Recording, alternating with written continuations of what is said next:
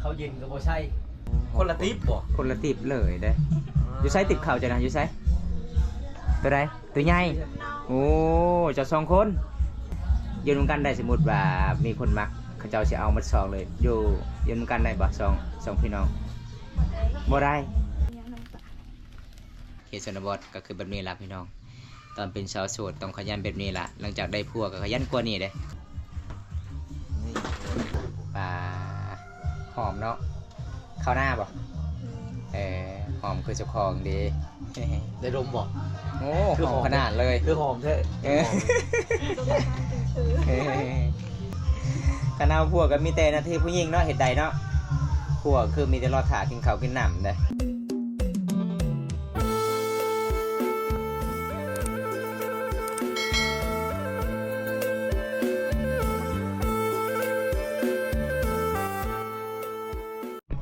ตอนนี้ก็คือน้องสาวเพื่อนก็สิได้นึ่งข้าวเป่าไฟเลยทุกคนหลังจากน้องก็สิได้ตั้งข้าวปุ้นให้กินนะทุกคนก็คือสูตรดังไฟกับสาวไล่สูตรนึ่งข้าวคือสาววายเด้อทุกคนพอได้กินวายกับมาบ้านทางนี้เด้อเย็นไงล่ะบอกนึ่งข้าวเลยโอ้น่ะน้องพาไว้น่ะไม่ย่างนี่ดิจะเต็มคู่ไม่ย่างน่ะฟื้นป่ะคือผ้าน้อยแถมมันมัดไหวบ่ปืนได้ปืนเฮ็ดน้อยอะไรก็ได้เวลาหาดังใส่นี่ก่อนตัวนี้เป็นน้อยไผ่เนาะตัวนี้ใส่บอลไลตัวนี้นะให้มันติดไวเด้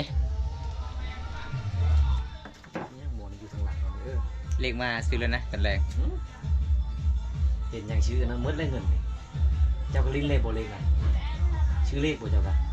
บ่ชื่อผมมีโอกาสที่ทุกเจ้าคอยนี่มีโอกาสทุกหลายซื้อเลขตลอดทุกง่ายขนาดคนนำเลขหลายเลยนี่พ่อแม่จะมาให้บ่ไอ้มายิมายามเจ้านะเก็บไว้พ่อแม่ให้โอ้ว่าในร้านไฟร้านเบียร์คือหางบอลอะไรสาวคอยนี่ผู้บ่าวมาห้าตลอดเลยมีแต่ไปห้าอย่างเดียวบ่มียังคงผักคงต้อนเอาแบบนี้ล่ะทุกคนไปยิ้มไปยามเฮากะซื้อให้น้องเล็กน้องแบบนี้ทุกคนสงสารน้องบ่มีเงินแบบไปรับจ้างกะคือไปรับจ้างสุนกวยบ่เคยไปรับจ้างอยู่ในตัวเมืองบ่มีบ่อนกะเขาเจ้าสิได้เฮ็ดเวียกเฮ็ดงานทุกคนเลยเฮ็ดได้ดังไฟบ่ติดยากได้ผัวได้ผู้บ่าวเห็นอยู่นี่เขาว้าวโลดชาวนั้นดังไฟนึงเข้าบ่ติด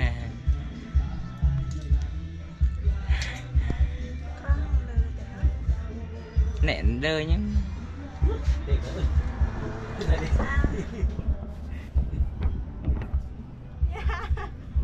ติดปะเบิ้งเขาจะดังให้มันบ่ติดแบบนี้นี่จะจับแบบนี้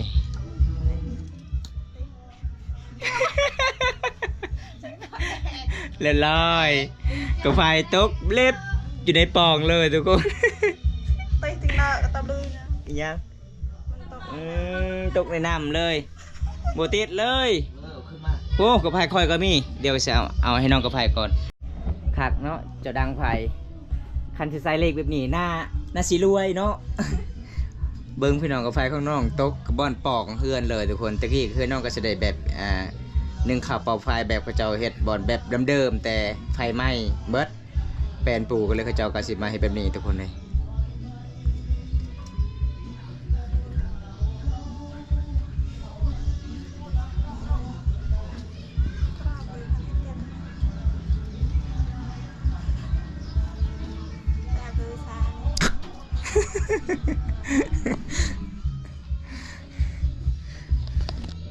ติดยากเนาะเกิดเนี่ยไว้กีตาร์เนี่ยไว้มันติดโอ้ยโอ้พี่น้องไอ้ผู้ใดเอาเป็นเมียสาวหลายนี่สุดยอดเลยเด้อทุกคนดังไฟก็เป็นหนึ่งเข่าเก่งเพิ่นเฮ็ดกินยังก็เก่งทุกคนแต่น้องก็เป็นสาวที่บ่มักสายเที่ยวบ่มักสายปาร์ตี้มีแต่เฮ็ดเวียกเฮ็ดงานอยู่เฮือนอยู่ศาลทุกคนเลยก็คือบ้อมตากะสังเกตลองเบิ่งผู้สาวหลายๆในหมู่บ้านของน้องหลายๆคนเขาเจ้าก็ติดประตอกปาร์ตี้ไปเที่ยวแต่ส่วนน้อง2 คนมีแต่ไปเฮ็ดเวียกเฮ็ดงานอยู่เฮือนอยู่ศาลแล้วก็ไปรับจ้างทุกมื้อทุกวันไปเฮ็ดสวนกล้วยทุกคน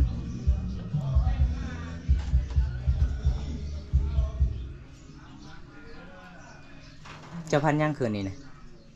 เจ้าพันยังคืนนี้บริพันยังคือว่าเจ้าพันเห็นผู้บ่าวมาหา บ่มีป่ะมีผู้บ่าวสิพันยัง นึกว่าบ่มีผู้บ่าวมีแต่นอนกอดหมอนอย่างเดียวเนาะฝนตกคืนนี้มันหนาวเด้ บ่มีครูเด้มานอนนำคันนอนกับน้องเจ้าใครเน่น้องก็บ่อยากนอนนำโอ้นอนคนละห้องเลยทุกคนเด้ห้องไผ่ห้องมันน้องจะว่าคันน้องกับเอื้อเนี่ยเสียใจจังได๋ผู้บ่าวมาหาเอื้อตลอดบ่มีไฟปลุกค่อยก็เสียใจแล้วเบา ก็เลยนอนห้องนอนต่างหากอีกทุกคนเลยส่วนอายเจ้าก็คือนอนอยู่นอกบ่หลังจากได้เมียแล้วจึงนอนอยู่ห้องเนาะอันนี้เดี๋ยวทุกคนอันนี้คือตามประเพณีบ้านเฮาผู้ชายนี่นอนนอกผู้หญิงนอนในห้องถ้าผู้ใดถ้าอายเอาเมียก็คือมานอนอยู่ห้องก็คือน้องก็คือก็จะได้นอนนอกอีก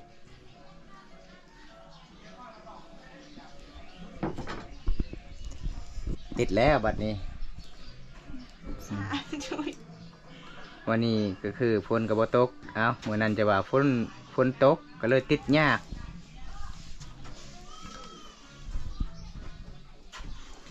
มื้อนี้อากาศร้อนเด้อทุกคนในหมู่บ้านน้องพี่น้องเอ้ย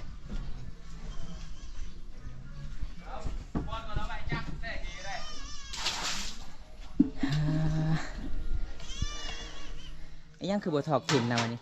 สิล้างถ้วยล้างจานนี่บ่น้ำเก่าแล้วเจ้าบ่ได้ใส่เพราะว่าน้องก็เวลาน้ำเบิดนี่เดียวก็ไปตักตลอดเพราะว่าน้องเป็นคนขยันทุกคนนี่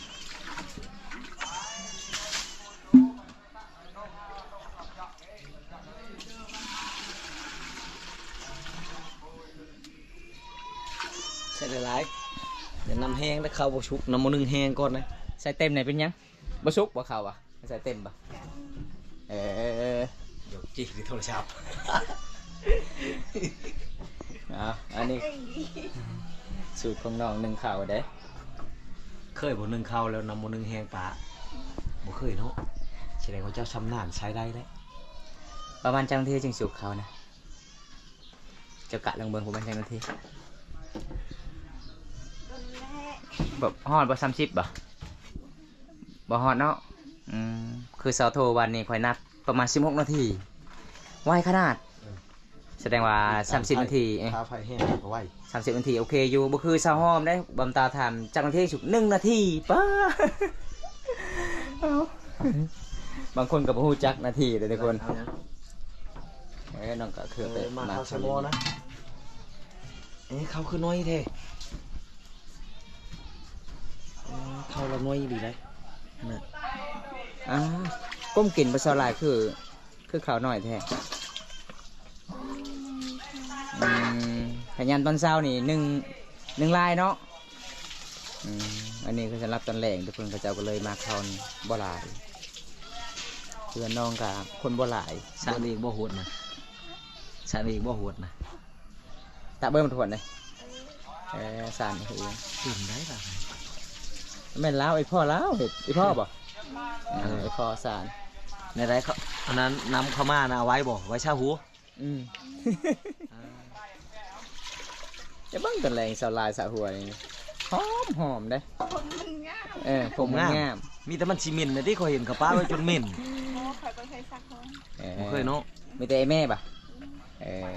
เจ้าในกระทาว่าหลังจากได้พัวจะน้อยก็บัดเอาพัวเลยใช้มันหมดตัวนี้นะ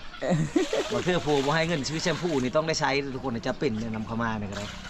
แชมพูได้แชมพูจะดีใครเนาะพัวให้เงินให้ครับมุนขนาดนั้นตอนนี้เอาพัวแล้วบัดที่ดองเจ้าต้องเช่าตู้นั่นเด้อมันดังครับเสียตัวดังขนาดเลยเพราะว่าเขาเจ้าก็จะได้แบบกินม่วนทุกคนเลยอันนี้คือเขาก็จะได้อัปเดตไปที่ชีวิตน้องสาวเพิ่นเลยนี่น้องว่า30นาทีสุกเด้อทุกคนเลยใส่หม้อเลยพอแล้วป้าให้แล้วอย่าเป้ามันได้พูดนะเอามองปิ๊บปึ๊บมันเขาเย็นกับโบใช่โอ้คืออะไรทิพย์เทคือโบใช่ทิพย์มีง่ายทิพย์เดียวรถบอกมันมี6คนก็คือ6ติ๊บป่ะโอ้คนละติ๊บบ่คนละติ๊บเลยได้อยู่ไซติบเข่าจะนะอยู่ไซ ตัวใดตัวใหญ่ น้อง โอ้เจะ2คนคันเบิดนี่คือ เชโรดขาที่เขาไป ว่าสลายสมมุติว่าเบิดติบเข่าของน้องน้องๆก็คือเขาเจ้าว่าให้กินมาติบเข่าเขาอะกินได้เนาะเขาจะเอาพวกเอาน้ำกันแล้วเจ้านี่ติบเข่าก็ติดน้ำกันเด้ อยู่น้ำกันได้สมมุติว่ามีคนมักเขาเจ้าจะเอามาซองเลยอยู่น้ำกันได้บ่สองพี่น้องบ่ได้เป็นหยังคือบ่ได้คันทาอยู่น้ำกันคือเจ้าก็ฮักน้องก็ฮักเจ้าเด้เฮ็ดเวียกเฮ็ดงานก็ไปใส่ไปน้ำกันเด้บ่ได้ว่ะพี่น้องคิดกันตอนได้ลูกหลายเนาะ ผู้หนึงบอกว่าผู้หนึงหักลูกผู้หนึงทุกคนเลย ก็คือสะอ้อยสะจ่อยแต่บนตาถามตอนนั้นว่าเอาพวกนำกันได้บ่ได้เพิ่นว่าสุดท้ายเศร้าอ้อยเอาพัวปะเอื้อยโอ้อันนี้คือน้องบอกว่าเอาพัวนำกันบ่ได้ทุกคนเลยแต่เป็นสาวโสดก็คือไปใส่ไปนำกันได้เฮ็ดหยังก็เฮ็ดนำกัน ตอนนี้น้องกาซีกำลังสีเอาเข่าเย็นมาเย็นต่อทุกคนโอ้ขยันเลยสาวหลายพี่น้องแต่เสียดายเมื่อบ้านน้องบ่มีน้ำห้วยหาอยู่หากินทุกคนเลยแสดงว่าหมู่บ้านเจ้าเนี่ยบ่ได้กินปลาเลยเนาะใครจะกินปลาต้องซื้อปลานิ่อยู่ตลาดบ่โอ้เอาเมื่อ ปลาต้องมีเงิน เมื่อหน้าข้าเจ้าจะเอาพวกนี่เจ้าเลือกหมู่บ้านได้ที่มีน้ำห้วยใหญ่ๆหมู่บ้านใดมีน้ำปลาหาอยู่หากินสบายได้กินปลาตลอด โอ้ความตาก็คือไปสังเกตลำเบิงหมู่บ้านน้องที่บ่มีน้ำมาเลยทุกคนมีน้ำห้วยน้อยๆเลยพี่น้องบ่มีปลาทุกคนเลยละลายหมู่บ้านมี 3-4 หมู่บ้านก็หากินมีที่จุดเดียวก็เลยบ่มีปลาส่วนหลายก็กินแต่หน่อไม้กินแต่ผักเอาเฮ็ดทางนั้นบัดนี้ เป็นขาวทั้งนั้น ทางนั้นกับม่วนทางเฮานึ่งข้าวจนว่าบ้านเฮาคือแบบนี้แหละทุกคนถ้าเพื่อนผู้ใดได้เสียงตู่นี่ก็คือเปิดเลยทุกคนเปิดอวดหมู่เด้ให้หมู่ได้ยินว่าเพื่อนผู้นี้คือได้ตู่คักแท้วะแบบนี้เลยทุกคนคันอยู่ในเมืองแบบนี้เขาเจ้าก็สิบ่ให้เปิดเลยทุกคนเสียงตู่ดังแบบนี้ทุกคนแม่บ้านเฮากับบริเฮ็ดเวียกเฮ็ดงานก็เปิดปะอยู่หั่นเลยสดแจ้ง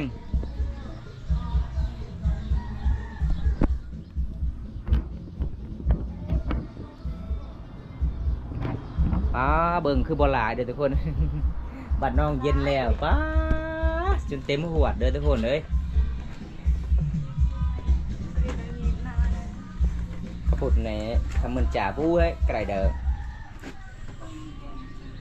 จุดไรดัง คำมึงไกรเด้อพระนันเทียแล้วเต้ไปแหละมันนัดจูนตะกี้กูก็ละ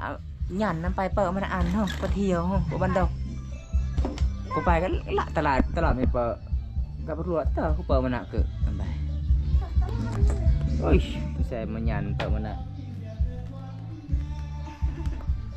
แซมจัดการแล้วก็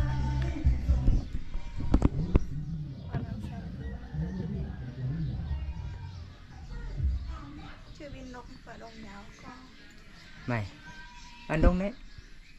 ข้างนอกก็ตัดนะก็จะได้ลงยาวจีเจีย ทำเปิดเยอะนั่นน่ะอันตังก็nó bái mình nè mà có mal มันการเราไปมาอะไร ta có rồi ha อะไรก่อนปะขอบนเรียงงานตัด à อันดาปะตะวันนุบาย เข้าใจป่ะเขาบอกป่ะภาษาเขานะ เราจะพังประตูเอา เราเว้าคันใดพัวนี่เราสิฮักสิแพงลิคันมีคนมักเราเว้า เงินบ่ครับ ตอนนี้บ่มีไผฮักเพิ่นว่ามีแต่อยู่เฮือนอยู่ซ่านนี่แหละคันเอาผัวก็ไปใช้บ่ได้เพิ่นว่า เห็นยังนั่นน่ะ มา ให้มาโอ้แบ่งไว้ให้น้องคือบุนึ่งก่อน เอาเข้าวเย็นเลย มาจากตู้ขายบ่จะว่าขายไปเล่นวัดเติมเงินคือชาหอม ชาหอมเราว่าเวลาเดี๋ยวโทรหาผู้บ่าวตอนนั้นนี่เราบ่มีเงินชื่อบัตรเติมเงินเราขายหมาพอแต่ละช่องบัตรเราอะ ใครมาซื้อบัตรแล้วบ่ อันนี้ครับบ่มีเงินเติมนั่นก็คือมีแต่ไปรับจ้างซื้อกล้วยเนาะวันละ100,000ทุกคนมื้อนี้คันบ่ได้ฝนตกก็คือน้องก็จักไปรับจ้างคือเก่าแล้วพี่น้องเอ้ย เพราะว่าฝนมันตกก็เลยเขาเจ้าก็บ่ได้ไปออกจากเขื่อนโอ้หอนแท้หอนว่าเลยมื้อนี้สบายฮะใส่มาสีหนึ่งเขานะให้เอ้ยหนึ่งเนาะเจ้าหนึ่งบ่เป็นบ่เป็นเอาสมมุติว่าคันเอาพัวจังหน่อยละไผได้สิหนึ่งให้เจ้านะให้ลูกกินนะสมมุติว่าได้ลูกต่อไปนะเฮียนเอาบ่เอาอันนี้คืออีแม่ได้เพิ่นกำลังสิยิบสิ้นทุกคนเลย เพื่อจะได้ลูกเคยถ้าลูกสาวเอาพัวต้องซุ่มมาสิ้นเนาะไม่เท่าเนาะ สิ้นยังอันนี้ก็เอิ้นนะ ทันมุก สิ้นมุกสิ้นมุกทุกคนเลยอันนี้คืออีแม่มาเมื่อนี้ได้เห็นแต่ไอแม่แล้วก็ไอพ่อเฒ่าเพิ่นก็ไปเรียกแล้วทุกคนนี้อันนี้คือข้าวกินยังเหลือแต่ซ้ำนี่ทุกคนนี่เฮือนน้องเด้อบางคนบ่เข้าใจว่าเขตชนบทนี่ได้เฮือนงามๆมีเงินมีคำมันบ่แม่นเลยทุกคนเลยแบบมีแต่เฮือนมีแต่สาดเงินคำก็บ่มีเนาะไปเฮ็ดงานมีแต่เจ้ากับสาวลายบ่ไปบ่ไอพ่อแม่มีอยู่เฮือนเนาะไปใส่บ่ได้เด้มันเฒ่าเด้อันนี้ห้องนอนเจ้าอ่ะห้องนอนสลายทางนี้อันนี้ห้องนอนนี่แม่ละอายเด้นอนอยู่นอกนี่ไอพออายเจะได้ใช้อยู่พุ่นนิดโอ้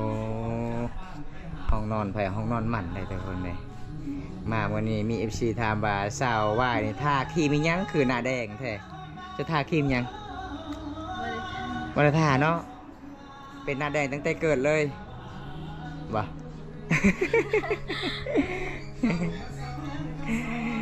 เอาทุกคนมาวันนี้ไปเยี่ยมยามผู้สาวลาวส่งไอ้น้องน่าหักหลายได้ไปตอนแรกๆก็คือสงสารน้องๆพอได้ซอยน้องซื้อบัตรเติมเงินผู้ละ50,000 กีบทุกคนเลยแล้วก็ซื้อให้น้องอาหารเนี่ยถ้าใครอยากมาเยี่ยมยามน้องก็มาได้เด้อพี่น้องต้องซื้อปลาหมึกมาจากพังไทยได้มาฝากได้ เคยกินปลาหมึกปะบ่เคยเลยกุ้งเลยกุ้งทะเลเคยปะบ่เคยโอ้แสดงว่าเคยกินแต่น้ำใหม่เนาะอ๋อแสดงว่าสาวลาวนี่งามจนกินน้ำใหม่เด้อพี่น้องเลยเอาตอนนี้ก็คือบอมตาก็สิได้บ่รบกวนเขาเจ้าก็เปิดเสียงตู้มันดังเลยทุกคนเลยเสียงตู้ดังขนาดเลยเขาเจ้าเปิดเสียงตู้ในหมู่บ้านเพราะว่าเพื่อนน้องกับบ่มีตู้เพื่อนเขาเจ้ามีตู้เขาเจ้าก็มาเปิดเสียงตู้ดังขนาดเลยแสดงว่าเขาเจ้าเปิดเด่นก็คือเจ้าก็สิลองไปพรเลยบ่เคยพรเอาไปน้องหยอกน้องก่อนทุกคนอันนี้คือผู้น้องเด้ชมพูกำลังนึ่งข้าวก่อนทุกคนตอนนี้บอมตากาสิได้รอทาให้น้องนึ่งข้าวสุกประมาณ16 นาทีหรือว่า30 นาทีคือเมื่อวันนี้บอมตาเดินทางบ้านแกงลองไปตามติดวิถีชีวิตชาวโทประมาณ16 นาทีเลยทุกคนจึงสุกข้าวน้องว่าอันนี้30 นาทีก็สิดามติดลงเบิงพี่น้องวิถีชีวิตสาวลาวเคสระบอดชนเผ่ามองกองหมู่บ้านนี่ก็คือผู้สาวละลายคนเด้แต่บ่คือสาวลายกับสาวว่าทุกคนเป็นสาวบ่เคยแบบไปเที่ยวว่าจะเป็นงานบุญงานดองอย่างต่างๆถ้าไปงานดองมีแต่ไปช่วยเวียกเขาเจ้าเลยทุกคนเพราะว่าบอมตากะตอนแรกๆมากก็ได้ยินชาวบ้านว่าสาวลายก็คือบ่เคยไปเที่ยวเลยบอมตาก็เลยบอมตากะไปอัปเดตวิถีชีวิตน้องเป็นเรื่องจริงเลยทุกคนเลยตากไม่จุดเลย ดูบุญยังน้องตา อันนี้ก็คือเพิ่นก็จะได้สุกเลยทุกคนเลยไวขนาดเลยวันนี้ก็อัปเดตวิถีชีวิตน้องก็โดนอยู่เพิ่นจะบ่มีหมู่บ่บ่มีบ่มีเนาะเฮ็ดได้บ่ได้ชิกบ่เขานะ สิกแล้ว คือแท่งชัด แล้วมักแทงเด้ หนึ่งข่าวมักแทงเด้ เจ้าสิบ่แท่งผัวบ่แล้ว โอ้นอนรับไปรักเอามีดแท่งได้เลยใช้ออกเท่าไรก็เปิดเพลงกันนะฟอนเลยฟอนบอกเอาโบบีเอาจากปองกินได้พอได้ฟอนเอาเนาะ พอได้ยอมใจสลายเราจะฟอนอยู่ไอ้บ่สลายกินบ่ แม่จะเว้าได้ภาษาลาวบ่ได้อยู่เนาะได้จะบอกนะ ได้แต่บ่ได้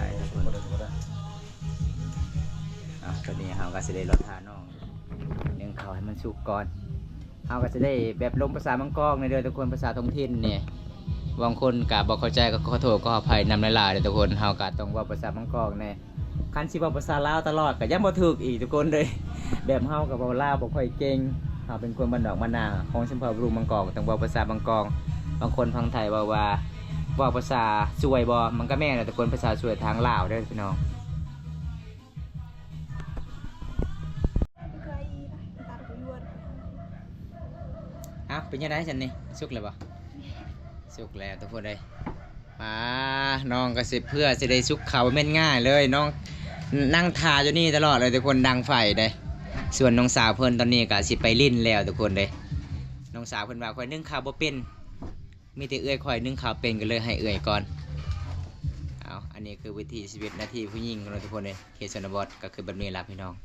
ตอนเป็นชาวโสดต้องขยันแบบนี้ล่ะหลังจากได้ผัวก็ขยันกว่านี้เลยคันเฮาบ่ได้เฮียนผู้ก็เวลาเฮาเอาผัวก็เฮ็ดยากทุกคนเลย อะไรแม่มาจอบมึงอยู่ตลอด มาจอบมึงลูกสาว มันดาวใส่กัน มาจอบมึงลูกสาวลูกผู้บ่าว มากระไอ้ไทย เอา ปลาส่งมาที่เขาเราเล่นฉลาดเลยตัวนี้หาทีมใหญ่ๆเนี่ยใช้ทีมเดียวเวลาพวกนั้นเอาทีมใหญ่เดี๋ยวลงมายัดใช้ทีมเดียวแล้วก็แล้วนะ อันนี้สำหรับเวลางานกินงะเลยเขาใส่เลยนี่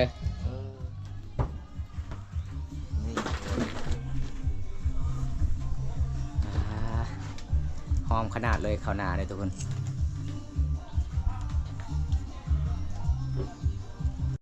เนี่ยเบิกระยะเนี่ยเอามานะนี่ เก่งกับม่วน หอมเนาะข้าวหน้าบ่หอมคือเจ้าของดี ได้ดมบ่ โอ้หอมขนาดเลย คือหอมแท้ ต้องการถือ โมดมกันมันก็หอมอยู่แล้วผู้สาวงาม นั่งขึ้นเลยใจอยู่ลำตู้พุ่นเดี๋ยวนี้เบิ้งผู้ชาวนี่ อ้าวน้องว่าบ่เคยไปกินอยู่ในตู้แบบน้องกับบ่เคยแบบเป็นแบบใส่ประตอบปกติตอนเสาร์ไอ้แม่บ่ตอนเสาร์นึงเขาเจ้าตอนแรกเนาะคันจะได้ผัวต่อไปก็คือตอนเสาร์ให้ผัว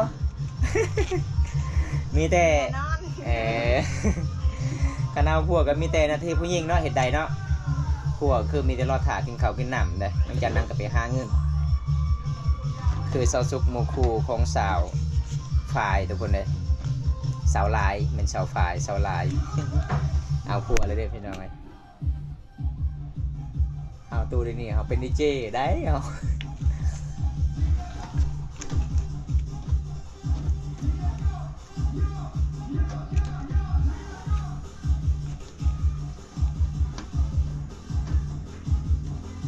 สังเกตดังเบิร์นทุกคนเวลาติบเขาน้องนี่น้องใส่ละลายได้คันติบเขาน้องเพิ่นอีบอยแม่เพิ่นใส่น้อยเดียวเพิ่นว่าคันใส่บ่ลายจะน้อยคอยกินบ่อิ่ม อันนี้ติบข้าวเจ้าบ่ใส่นี่ปะไข่แม่ใส่ลายเนาะอันนี้คือติบข้าวสาวลายกับสาววายทุกคนเลยวิถีชีวิตน้องกะมันเป็นธรรมดาทุกคนสุดยอดเลยเห็นเวียกเห็นงานยำแรงๆยังข่าวเป่าไฟเป็นสาวสวยและสู้ชีวิตเลยพี่น้องเลย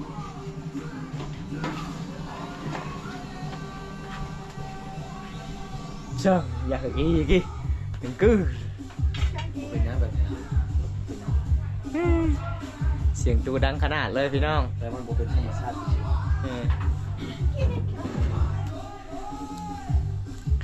เมื่อยเนาะพอเดียวเจ้าเห็ดเนาะกลับไปกลับมาเด้อันนี้ก็คือหลังจากที่น้องใส่ติ๊บขาวแล้วน้องก็จะได้เกาะไว้น้ำกันนะทุกคนป้าเพื่อนน้อง6 คนก็จะเป็นติ๊บขาวกับ6 หน่วยเลยทุกคนเลย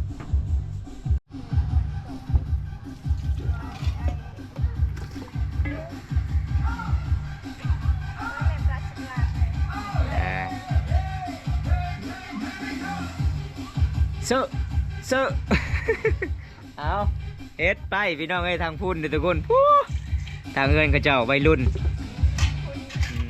มาทางเฮานี่กำลังสิล้างถ้วยล้างจานเนี่ยทุกคนเลยหลังจากนึ่งข้าวเป่าไฟสำเร็จแล้วแต่เสียดายหมู่บ้านน้องบ่มีน้ำอาบแต่น้ำมาดานละลายคนยามแรงๆนี่เต็มทุกคนเลยเกิดว่ามีป่ามีหยังสิพาน้องหาอยู่หากินแต่หมู่บ้านน้องก็บ่มีห้วยเป็นหมู่บ้านนอกที่สุดในตัวเมืองน้องทุกคนเลยกันสิได้กินอาหารต้องซื้อในตลาดหากินป่ารับป่ากับยากหากินป่าธรรมศาสตร์ทุกคนขยันเลยทุกคนเลยหลังจากเพิ่นนึ่งข้าวแล้วเพิ่นก็สิล้างถ้วยเอาไว้ตลอดเลยแบบนี้เลยเวลาเฮ็ดกินก็คือเฮ็ดกินง่ายๆจับเอาแล้วก็ตักอย่างเดียวเลยทุกคนเลย มันคือครับรถจักรโตชักกันไปเละยาก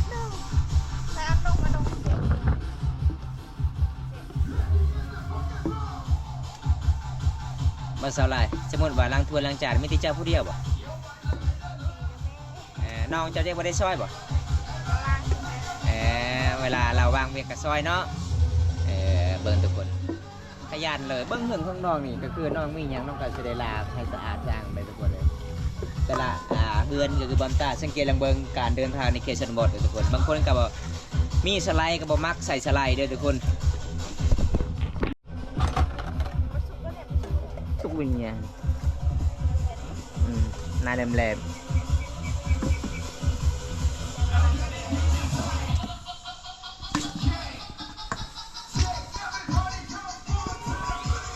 có một tầm nhà có mừng có đăng lên rồi đấy mà khi cô cười như bên cái nhà đã tao nói tiếng phật chợ bên nhà mọi người bắt phát mà mẹ nàng à mọn nặng không có chơi nàng rồi mừng mà mấy cái ba này mừng mừng đấy hình hình nhưng ảnh ăn tụi ai ảnh nhưng có tới bên cơn chọn ảnh á ảnh được một bự nữa bà hả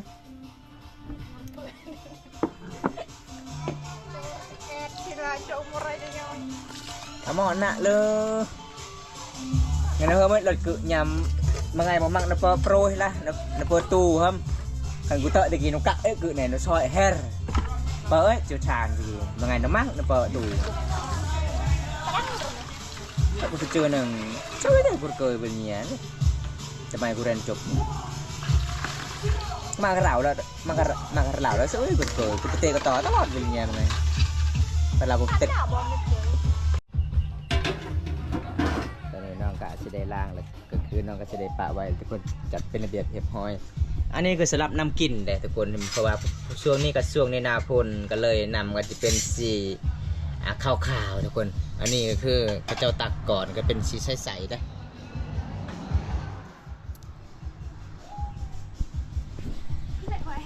เมื่อยเนาะดำรงชีวิตเนาะสาวลายเนาะ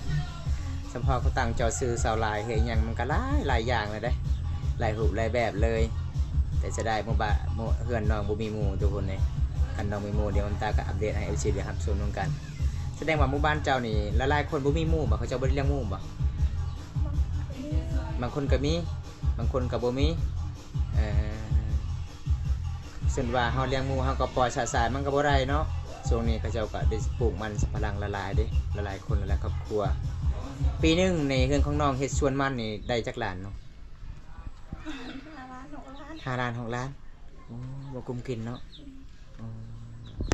มีแต่เอาแบบเขาเจ้าเฮ็ดด้วยตนเองบ่ได้จ้างเขาเจ้าทุกคนเลยบ่มีเงินมีคำสิจ้างชาวบ้านแบบสู้เลยพี่น้องเอ้ยสองไอ้น้องนี่เป็นคนสู้ชีวิตเลยขยันในสามหมู่บ้านเลยทุกคนใส่สาวายนะไปเอาผู้บ่าวเลยบ่คือบ่เห็นสาวายมาเลยเป็นยังไงสาวายสัญญาณดีบ่ดีเนาะเอาทุกคนเลยอีกอย่างอีกผู้บ่าวอีกสัญหานะ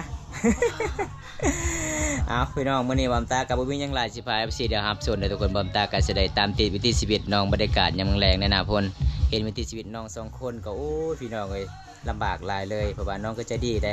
มาเยี่ยมมายาม2เทื่อน้องก็สิได้ย่อมีของกินแซ่บๆเลยทุกคนเอ้ยบอมตาก็สิได้กลับบ้านแน่บอมตาก็บ่มีหยังของฝากของตอนให้น้องพอได้ซอยน้องซื้อบัตรเต็มเงินเล็กๆน้อยๆทุกคนเลย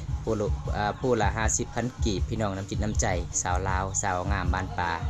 คนก็งามใจก็ดีเด้อทุกคนเอาวิ่งอย่างเด้อให้น้องผู้ละ50,000 กีบเลยน้องเด้อ ใจเด้อ ขอบใจคือกันทุกคนเลยถ้าจะได้ไล่กับจีกโลด ช่องบ่าย เฮ็ด2 ใบทุกคนเลย เอาจะได้บอมตากาจะได้ปิดคลิปไปสำนี้ก่อนพอได้ครับชมคลิปนี้แล้วก็อย่าลืมฝากกดไลค์กดแชร์กดติดตามฝากเป็นกำลังใจบอมตาเฮ็ดคลิปตอนต่อไปเดี๋ยวพี่น้องเอ้ยคลิปหน้าพบกันใหม่ขอกล่าวคำว่าสบายดีบ๊ายบายพี่ด้วยน้องบ๊ายบาย